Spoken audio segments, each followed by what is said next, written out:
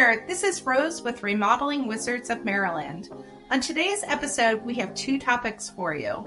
First up, we asked the contractor, what are different types of insulation?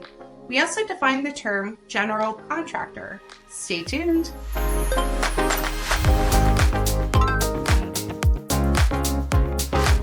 It's Terminology Tuesday, the day of the week where we pick a construction term and we talk about it.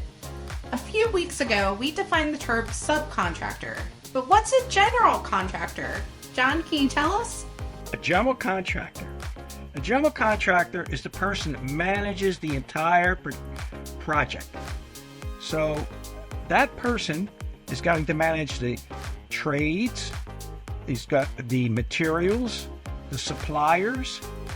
The general contractor is going to be the go-between between you, the homeowner, and all of these other people to make sure that the project gets done. A good general contractor has a lot of experience of all different types of construction, working with different types of materials, working with engineers, working with electricians, plumbers, HVAC people. But that's your go-between to make sure that the job is done right.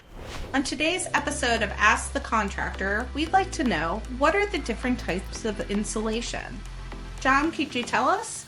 Yeah, Rose, let me talk about the three most common types of insulation that you see in people's residential homes. The first one is fiberglass bats. This is fiberglass that we put in between the walls, in between the wall studs, behind the drywall, and you also see it in floors and also up in attics. The next type of insulation is foam spray. Now you can put foam spray in all of those areas that I just talked about. The reason why people would use foam spray over the fiberglass is the foam spray gives you a higher R value per inch. So a place that we use it a lot is sometimes we'll have a vaulted ceiling, let's say in an addition, and since it's vaulted, there isn't a whole lot of room. The depth of the roof rafters, they might be 10 inches or 12 inches. And if we use a fiberglass insulation and put it in that space, it's not going to give us a high enough R value to meet today's code. So in that case, we would use spray foam. Spray foam is more expensive than fiberglass. However, because of the way it's made, it's going to give you a higher R value, and it can make an area that doesn't have a lot of space still meet code. The last type of insulation that I'll mention, these are not all the insulations that are out there, but the last type is blown-in insulation.